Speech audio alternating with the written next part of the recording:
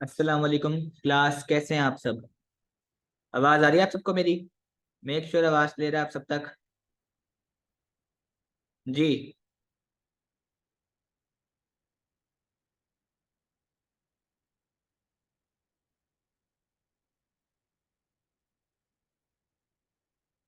जी बेटा, कैसे हैं आप सब?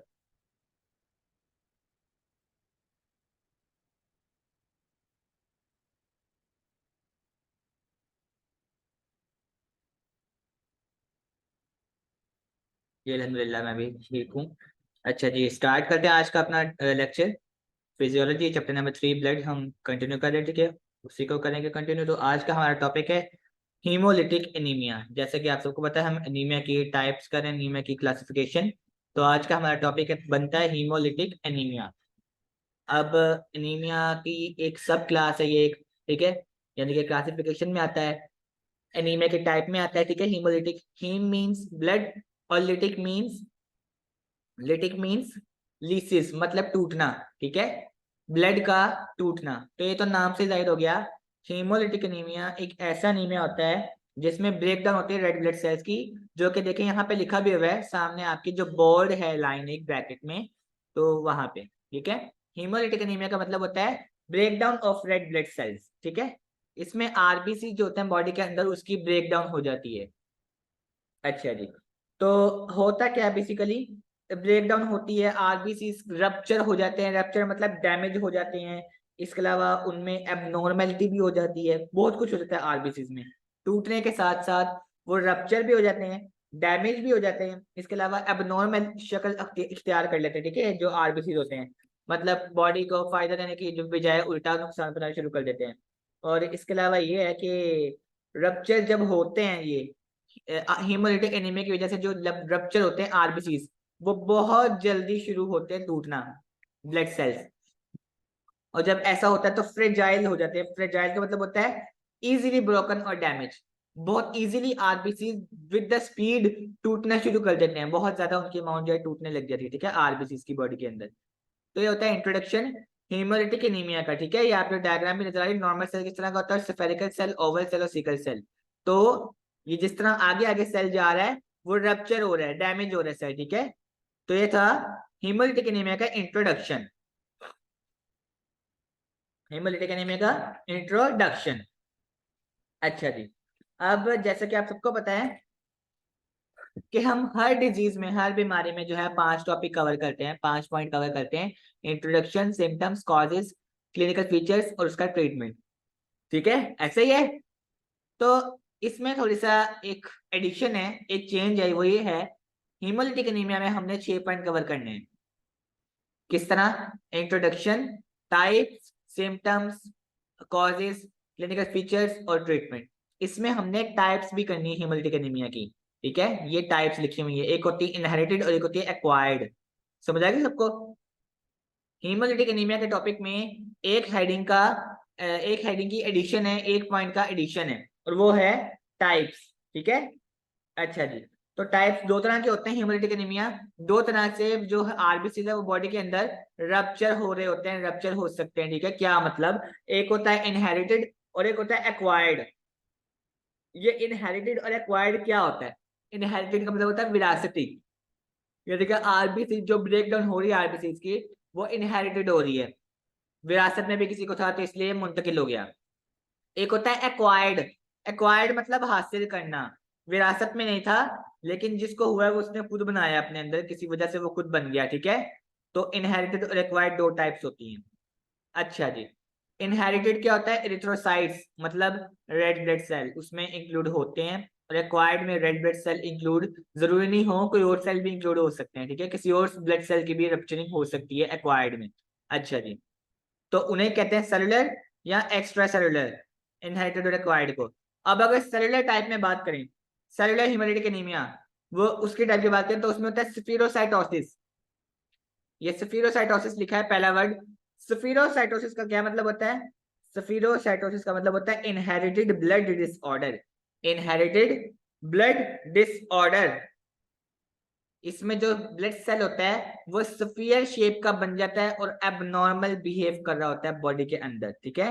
inherited blood disorders is called spherocytosis. Clear?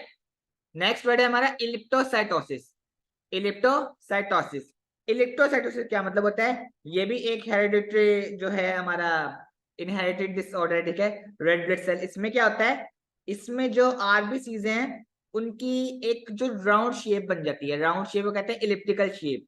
Round shape बनते हैं लेकिन फिर भी एबनॉर्मल बिहेव करते हैं. राउंड शेप का मतलब ये नहीं कि वो नॉर्मल है, राउंड शेप में ही होंगे लेकिन एबनॉर्मल बिहेव करेंगे, खराब हो रहे होते हैं, तो उसे कहते हैं इलिप्टोसाइटोसिस. इलिप्टिकल शेप के आरबीसी जो दिखने में तो सही है लेकिन है खराब. ठीक है. तीसरा लिखा हुआ है एक्ैंथ्रोसाइटोसिस. एक्ैंथोसाइटोसिस. ये एक्ैंथोसाइटोसिस क्या होता है? ये आप कह सकते हो कि रेड सेल की ऐसी बीमारी का नाम है जिसमें आपका यानी कि जो अंडरलाइन कंडीशन होती है वो बन जाती है. क्या मतलब? आपका जो स्पर्म सेल होते हैं, sperm cell red blood cell के साथ जो अटैच होते हैं, ठीक है, हमारी बॉडी के अंदर जो होते हैं सेल, वो भी इसमें इफेक्ट हो जाते हैं. जीनोटाइप में, जेनेटिक्स में वो भी इफेक्ट हो जाते हैं. ठीक है. फिर आता है एंजाइम डेफिशिएंसी. अगर सेलुलर हेमोलिटिक एनीमिया है तो ऑब्वियसली कोई एंजाइम की डेफिशिएंसी है तो ही होगा. ठीक है. देन बात आती है हीमोग्लोबिनोपैथी, सिकल सेल, एचबीसी. अच्छा जी, हीमोग्लोबिनोपैथी क्या होता है? हीमोग्लोबिनोपैथी एक ऐसा जेनेटिक डिसऑर्डर है, मतलब ऐसा विरासती बीमारी होती है जिसमें क्या होता है, हीमोग्लोबिन जो है वो एबनॉर्मल हो जाता है. हीमोग्लोबिनोपैथी में हीमोग्लोबिन तो लिखा हुआ है, पैथी मतलब डिसऑर्डर, डिजीज. तो हीमोग्लोबिन अगर एबनॉर्मल एबनॉर्मल हो जाए या बॉडी के अंदर उसके इनसफिशिएंट अमाउंट हो जाए तो उसे कहते हैं हीमोग्लोबिनोपैथी. क्लियर? और सिकल सेल का मतलब होता है, आगे हमारा टॉपिक भी है नेक्स्ट सिकल सेल एनीमिया पे. सिकल सेल का मतलब होता है abnormal form of haemoglobin, HBC. ठीक है. अच्छा जी, आगे है एचबीसी पोरफायरियास. एचबीसी पोरफायरियास क्या होता है? ये हम ऐसे डिसऑर्डर को कहते हैं जिसमें ऐसा होता है कि जो हीम पार्ट है हीमोग्लोबिन का, हीम पार्ट वो लैक हो जाता है. हीम पार्ट यानी कि, ठीक है, आयरन वाला, वो लैकनेस हो जाती है उसकी. फिर आता है paroxysmal nocturnal hemoglobinuria, most important word, most important disease.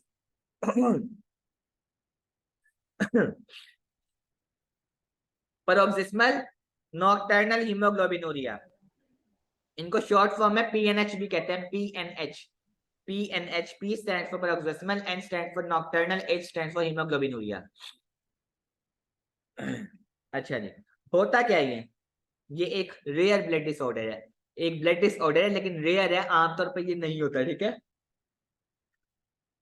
बहुत कम होता है लेकिन जब होता है बहुत सीवियर होता है. अच्छा, इसमें अब होता क्या है? इसमें जो आप कह लें कि यूरिन जो है वो नोटिस किया जाता है रेड या डार्क ब्राउन, इस तरह का कलर आता है यूरिन का, यूजली नाइट में और अर्ली मॉर्निंग में. ठीक है. समझ आ रही बात मैं क्या बता रहा हूँ? हीमोग्लोबिन की वजह से होता है. हीमोग्लोबिन मतलब हीमोग्लोबिन की एक्सेसिव जो है, आप कह लें कि लीस्ट अमाउंट, बहुत ज्यादा शदीद कमी. उसमें ये होता है कि जो यूरिन है, पर्सन नोटिस करता है कि उसका यूरिन रेड रेड कलर में जा रहा है. रेड कलर में, डार्क ऑरेंज या फिर डार्क ब्राउनिश कलर का उसका यूरिन होता है प्रोड्यूस. कब? मोस्टली नाइट में और अर्ली मॉर्निंग में. ठीक है. ये होगी बात. अच्छा बेटा, किसका माइक ऑन है? मूसा बेटा, आपका माइक में 5 ही बार म्यूट करने लगा हूं, आप क्यों नहीं अपने माइक पे फोकस कर रहे?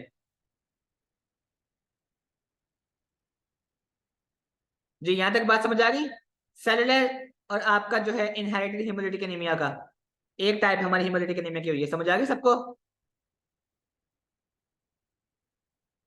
आगे है एक्स्ट्रा सेलुलर, यानी कि एक्वायर्ड, जो हासिल करता है इंसान एक्स्ट्रा सेल की वजह से. अगर सेल कोई ऐसा है जो उसके अंदर एक्स्ट्रा सेल बन गया लेकिन वो सेल अच्छा फायदा देने के बजाय खराब हो गया, तो उसमें क्या क्या हो सकता है? उसमें होता है माइक्रो एंजियोपैथी. ये माइक्रो एंजियोपैथी क्या होता है? माइक्रो एंजियोपैथी का मतलब होता है थ्रोम्बोटिक, यानी कि जो रेड ब्लड सेल है उसके साथ साथ प्लेटलेट्स की भी डिस्ट्रक्शन हो जाती है. ये टाइप्स हैं बेटा, हीमोलिटिक एनीमिया की टाइप्स हैं. इसमें हमने टाइप्स का बताना है, टाइप्स.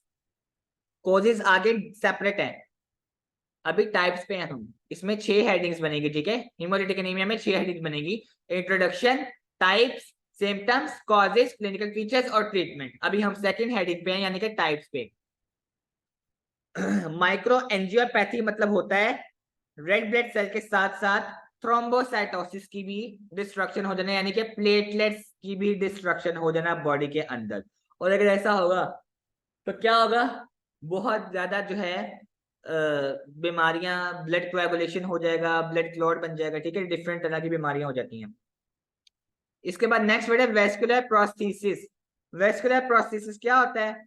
वेस्कुलर प्रोस्थेसिस यानी कि आप कह सकते हैं कि ब्लड वेजल का सर्जिकल प्रोसीजर होता है। हमारे जो ब्लड वेजल्स होते हैं उसका सर्जिकल प्रोसीजर होता है, रिप्लेसमेंट करनी होती है वेजल्स की, ठीक है, कार्डियोवैस्कुलर सिस्टम में, तो उसे कहते हैं वेस्कुलर प्रोस्थेसिस।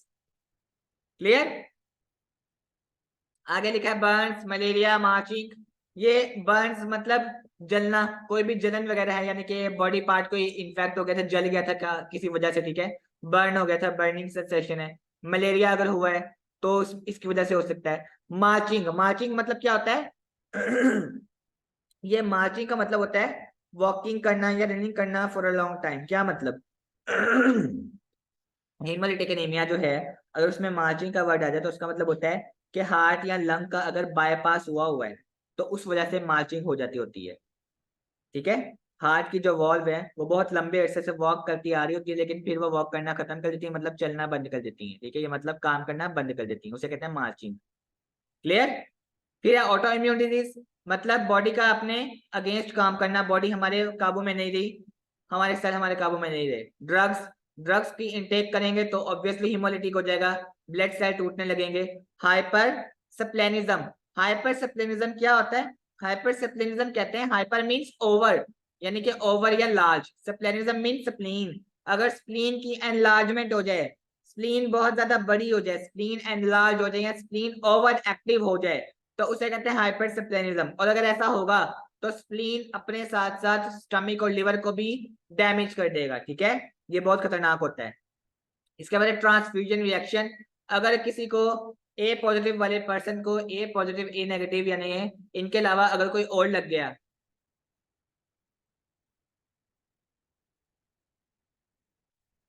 हाँ जी बिल्कुल, ये सब आपने अलग से हेडिंग नहीं लेनी, अलग से हेडिंग नहीं लेनी कॉजेस की, लेकिन ये जो अंदर हम बातें पढ़ रहे हैं, नाम पढ़ रहे हैं सारी बीमारियों की, सफीरोसाइटोसिस, इलेक्ट्रोसाइटोसिस, ये इनकी वजह है, ये इनके अंदर जो होता है वो लिखा हुआ है, ठीक है, कि सेलुलर हेमोलिटिक एनीमिया में क्या होता है और एक्स्ट्रा सेलुलर हेमोलिटिक एनीमिया में क्या होता है, तो ये इसके अंदर की बात है। इसमें आपने अलग से कॉजेस की हेडिंग नहीं देनी, इसमें आपने जस्ट टाइप की हेडिंग देनी और ये सारे पॉइंट्स कवर करने हैं। क्लियर?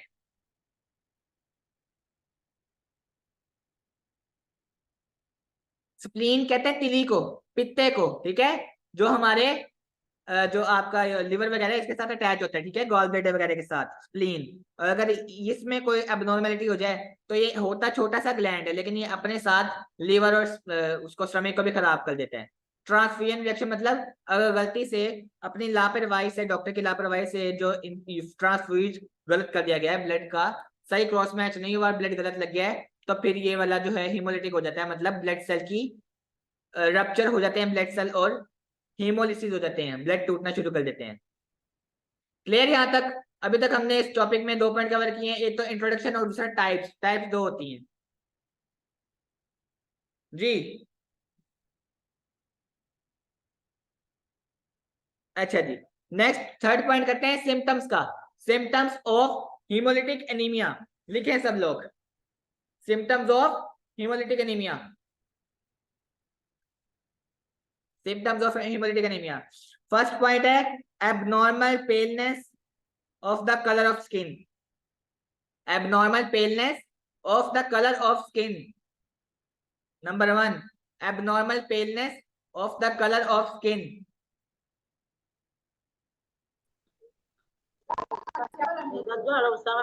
बेटा माइक किसका ऑन है? मुझे बेटा आप मुझे लगता है क्लास में नहीं है, भूल जाते हैं फिर आप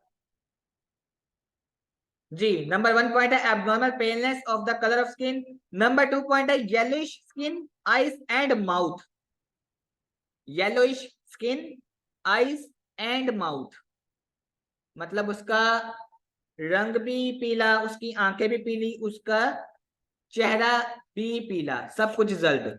yellowish skin, eyes and mouth. Yellowish skin, eyes and mouth. Number 3 लिखें डार्क कलर्ड यूरिन, ब्राउन और red. Number 3 dark coloured urine, brown और red. Dark coloured urine, brown और रेड।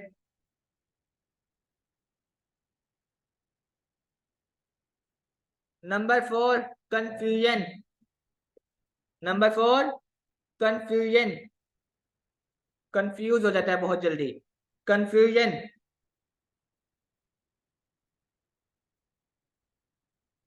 लिख लिया। नंबर 5 लिखे कांट हैंडल फिजिकल एक्टिविटी।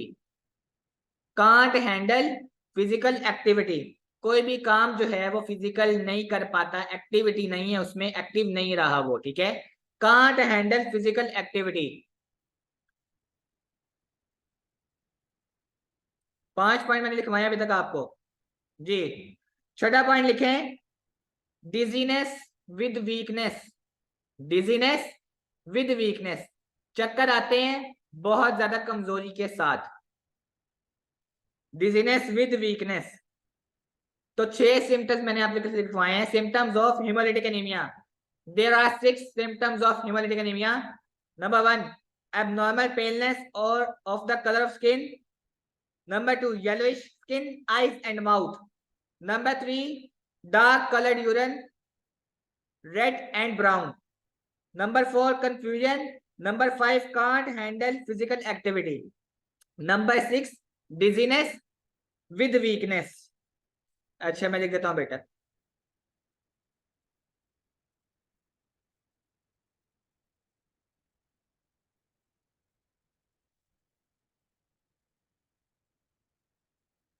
तो 6 symptoms मैंने आपको लिखवाए हैं जी। एनीवन जिसको 6 सिम्टम 6 पॉइंट ना समझाए हो, सिम्टम्स ऑफ हेमोलिटिक एनीमिया, जो कि मैंने आपको 6 लिखवाए हैं जी। क्लियर है यहां तक?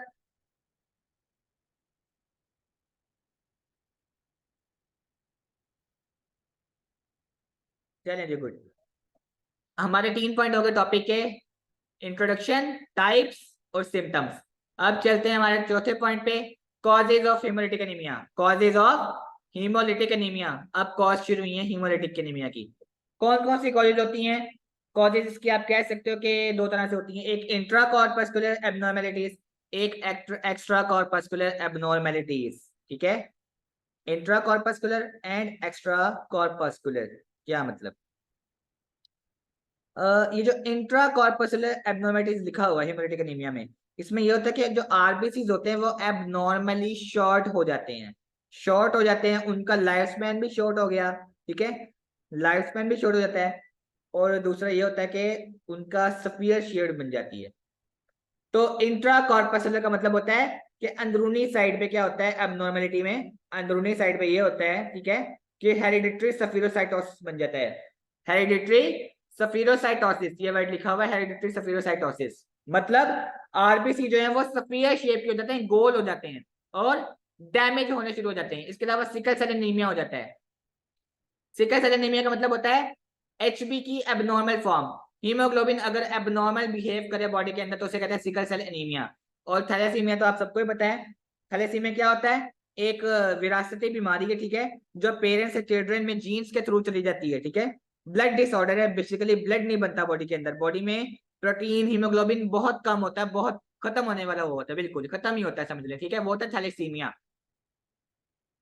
आगे दूसरी कॉज है एक्स्ट्रा कॉर्पस्कुलर एबनॉर्मलिटीज। एक्स्ट्रा में क्या होता है? अगर आउटसाइड पे की बात करें क्या होता है, उसमें आप कह सकते हो कि आरबीसी का लाइफ स्पैन जो है वो शॉर्ट के साथ साथ उसका नॉन इंट्रिंसिक हो जाता है। क्या मतलब?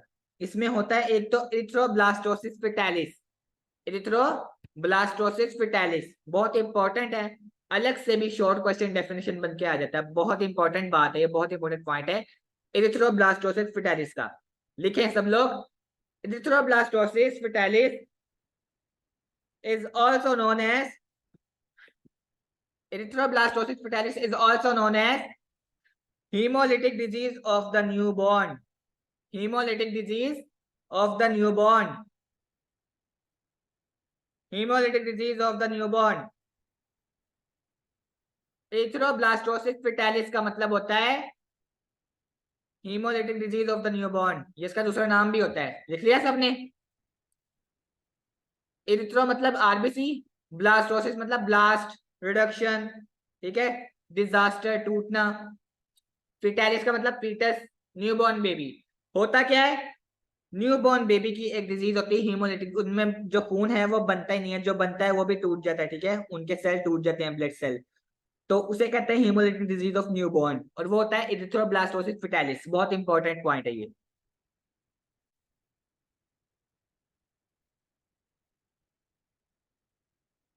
आगे है auto immune haemolytic anaemia.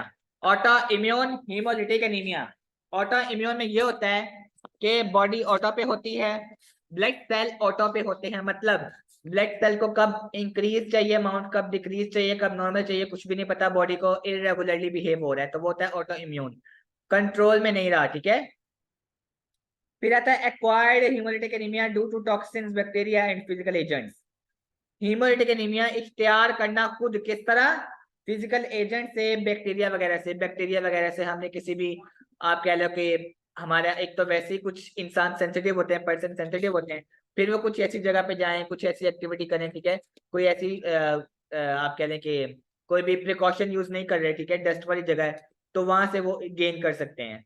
Malaria हो जाता है इसमें आमतौर पर, ग्लूकोज 6 फॉस्फेट डिहाइड्रोजनेस डेफिशिएंसी, इसकी डेफिशिएंसी हो जाती है। और ये होता क्या है, ये एक, इसकी डेफिशिएंसी कहलाती है, एक एंजाइम का नाम है, अगर इसकी डेफिशिएंसी हो जाए तो वो एक जेनेटिक डिसऑर्डर होता है।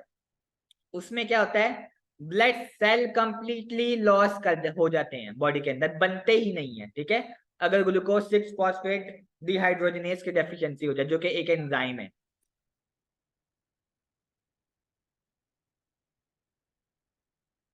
आगे मिस्केलेनियस। मिस्केलेनियस का मतलब क्या होता है, यानी कि ऐसी कोई भी इंफॉर्मेशन जो इकट्ठी की गई है वो उससे मिलती जुलती है लेकिन किसी हद तक, ठीक है, उसकी बात नहीं होती लेकिन किसी हद तक मिलती जुलती है। ड्रग डैमेजिंग टू आरबीसी, ऐसे ड्रग इनटेक करना जो आरबीसी को डैमेज कर दे, या हाइपर सप्लेनिज्म हो जाना, ये भी मेन कॉजेज होती हैं, ठीक है, अगर स्प्लीन बड़ी हो गई है तो ये आपके 4 पॉइंट हो गए कॉजेज को मिला के। इंट्रोडक्शन, टाइप्स, सिम्टम्स और कॉजेज हमने 4 पॉइंट्स किए हैं। जी अब मुझे बताएं इन चारों में किसी को कोई भी क्वेश्चन, कोई बात ना समझ आई हो?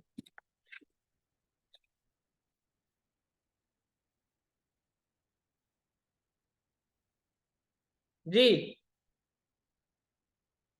अच्छा, जी ट्रीटमेंट लिखें, आपकी बुक पे नंबर 6 पॉइंट जो ट्रीटमेंट का नहीं लिखा हुआ, ट्रीटमेंट लिखें, treatment of haemolytic anaemia. There is just only one treatment, ठीक है, सिर्फ और सिर्फ एक ही ट्रीटमेंट होता है हेमोलिटिक एनीमिया का, वो होता है ब्लड ट्रांसफ्यूजन। ब्लड को ट्रांसफ्यूज करना again and again and again, blood उसको चाहिए, उसको ट्रांसफ्यूज चाहिए ब्लड का, ठीक है, तो इसका ट्रीटमेंट होता है ब्लड ट्रांसफ्यूजन। जस्ट एक तो लिखे हैं ब्लड ट्रांसफ्यूजन नंबर 1 में, दूसरे में लिखे हैं पॉइंट में ग्लूकोकॉर्टिकॉइड्स। ग्लूकोकॉर्टिकॉइड्स मेडिसिन का नाम है जो कि ड्रिप में इंजेक्ट करके लगाई जाती हैं, एक तो उसको ब्लड की ड्रिप लगाई जाती है, दूसरा उसको दूसरी ड्रिप भी लगाई जाती है जिसमें ग्लूकोकॉर्टिकॉइड्स होती हैं, मेडिसिन होती है वो। अच्छा जी ट्रीटमेंट बता रहा हूँ मैं, ट्रीटमेंट ऑफ हेमोलिटिक एनीमिया, एक तो होता है आपका ब्लड ट्रांसफ्यूजन, मैं लिख देता हूँ।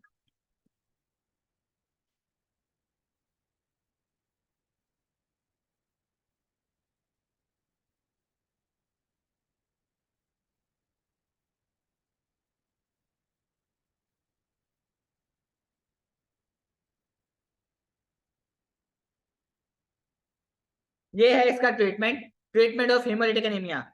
एक तो है ब्लड ट्रांसफ्यूजन जो कि चलता रहेगा, दूसरा है ग्लूकोकॉर्टिकॉइड्स जो कि ड्रिप के अंदर इंजेक्शन के तौर पर लगाए के इंजेक्ट की जाती है पेशेंट के अंदर। ये आपका कंप्लीट टॉपिक कवर हो गया है with 6 points, introduction, type, symptom, causes, और आपका इसमें जो है ये ट्रीटमेंट। क्लिनिकल फीचर इसमें इसलिए नहीं आया क्योंकि क्लिनिकल फीचर की सारी बात जो है वो टाइप्स के अंदर ही कवर हो गई है, क्लिनिकल फीचर की सारी बात टाइप्स के अंदर कवर हो गई है। तो अगर आप अलग से हेडिंग नहीं भी देते इस टॉपिक में क्लिनिकल फीचर की, तो वो कोई मसला नहीं है। ठीक है, क्लियर बात। अच्छा बेटा, अगला टॉपिक भी कर लो, छोटा सा है, बिल्कुल शॉर्ट टॉपिक है अगला, हेरिडिटरी सफिरोसाइटोसिस।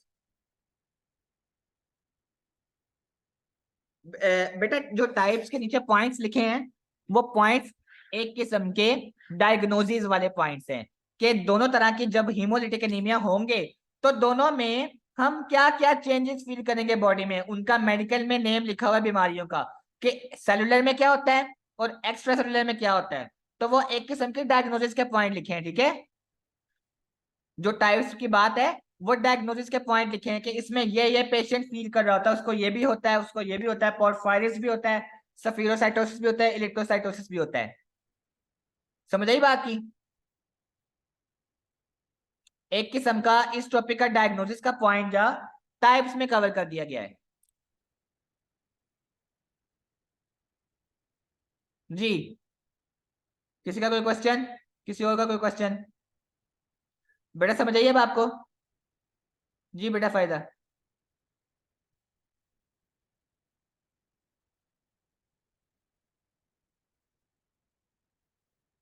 इसका क्वेश्चन अलग से नहीं आता, इसका क्वेश्चन कैसे आता है, या तो अंदर से कोई डिफरेंट डिजीज उठा के आ जाती है, डिफाइंड स्फीरोसाइटोसिस एंड इलेप्टोसाइटोसिस, या तो इस तरह से आता है। ठीक है, तो फिर आप उसमें उसकी डेफिनेशन शॉर्ट फॉर्म में लिखेंगे with half and one line just. और दूसरा क्वेश्चन किस तरह से आता है, अलग से नहीं आता कि हमें जो है सेलुलर एक्स्ट्रा सेलुलर बताएं, आ जाता है types of haemolytic anaemia explain करें, तो आप उसमें सारा एक्सप्लेन करेंगे, सारे नाम लिखेंगे। ठीक है, या तो टाइप्स ऑफ हेमोलिटिक एनीमिया, या फिर अंदर से उनके जो नाम है वो दो या तीन डिजीजेस मिलकर शॉर्ट क्वेश्चन बन जाती हैं। Define spherocytosis, define microangiopathy, define vascular prosthesis etcetera. अब समझ आई बेटा?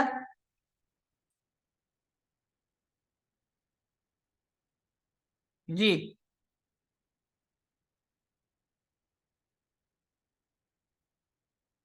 जी बेटा, और कोई क्वेश्चन, कोई बात ना समझ आई हो?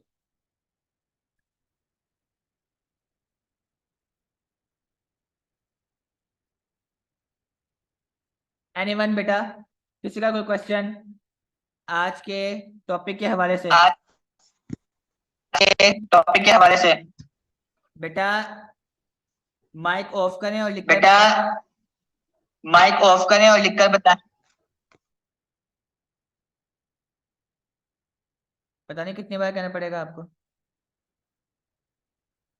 हाँ जी बेटा, अगर तो देखो ना, अगर आपने सिंपल टॉपिक लिख रहे हो, पूरा लॉन्ग क्वेश्चन में आया हुआ है बनकर, ब्रीफली एक्सप्लेन हेमोलिटिक एनीमिया, तो फिर तो आप लाइन वाइज चलते जाओगे, नाम लेते जाओगे। अगर कोई नाम सेपरेट क्वेश्चन बनकर आ गया है, अगर कोई नाम सेपरेट क्वेश्चन बनकर आ रहा है, ये देखो, कह रहे हैं डिफाइन करें एक्यांथोसाइटोसिस को, डिफाइन करें पैरोक्सिस्मल नॉकटर्नल हेमोग्लोबिनूरिया को, तो फिर आप उनकी भी थोड़ी थोड़ी डिस्क्रिप्शन बताएंगे जैसे मैंने आपको बताया। ठीक है, चाहे अपने अल्फाज में, चाहे उसको स्टेटमेंट हाफ या वन लाइन के बनाकर, जैसे भी। ठीक है जी।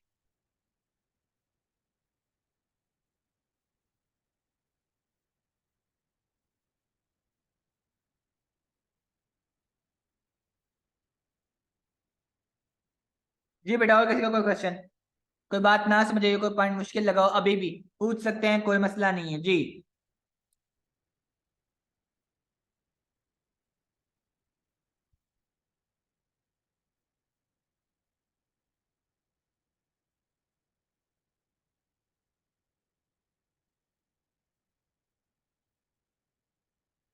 किसको बेटा, किस टॉपिक को, किस टॉपिक का ओवरव्यू, पूरे लेक्चर का? अच्छा जी, ओके।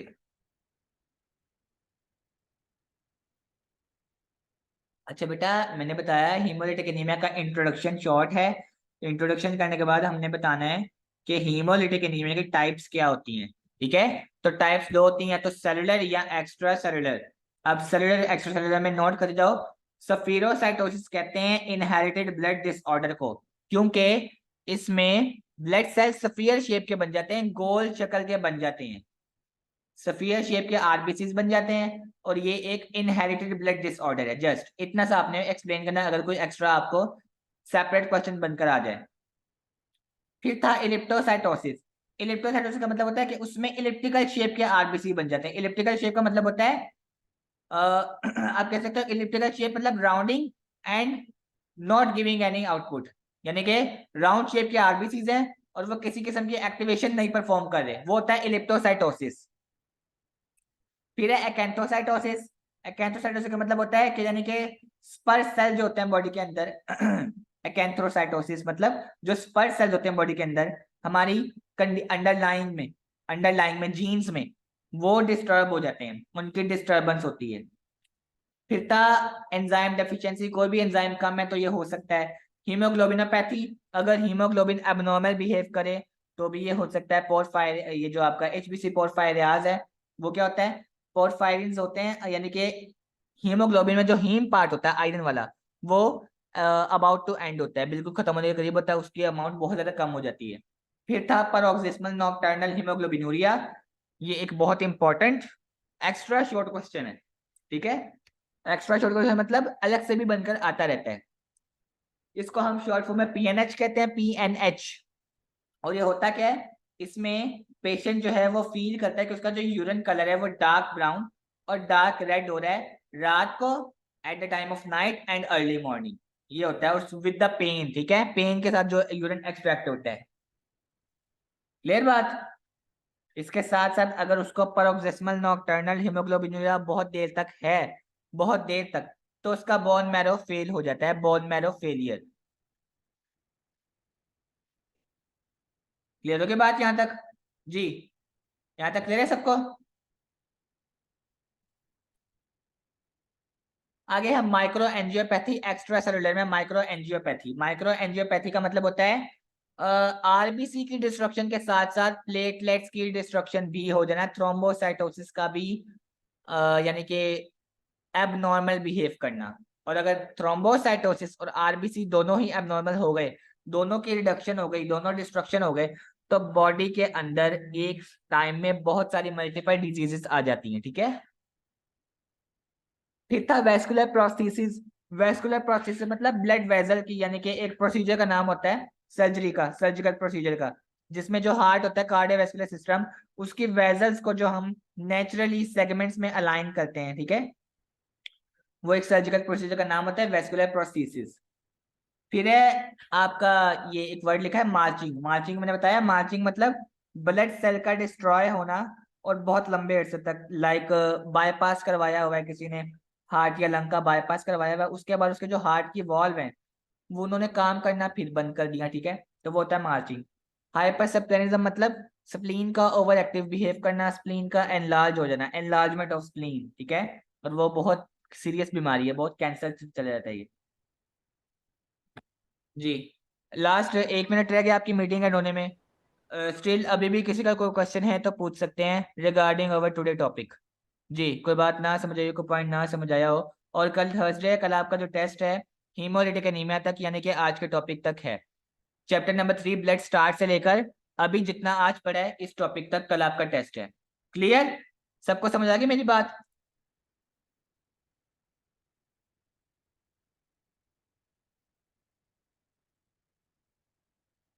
जी, सबको क्लियर आ गया मैंने क्या बताया? कल आपका टेस्ट है चैप्टर नंबर 3 ब्लड स्टार्ट से लेकर आज के इस टॉपिक तक, हीमोलिटिक एनीमिया तक। बेटा वो आपका पोर्टल से मिलते हैं रिकॉर्डेड लेक्चर, आप जो एडमिन है उनसे रब्ता कर सकते हैं इस बारे में।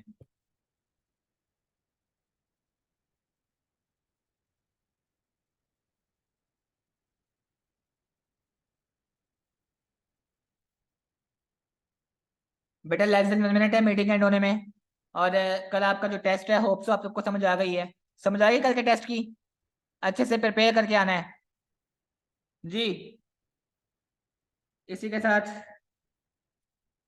आज का टॉपिक लेक्चर खत्म होता है, और टेस्ट प्रिपेयर करके आइएगा, अपना ख्याल रखिएगा, अल्लाह हाफिज़।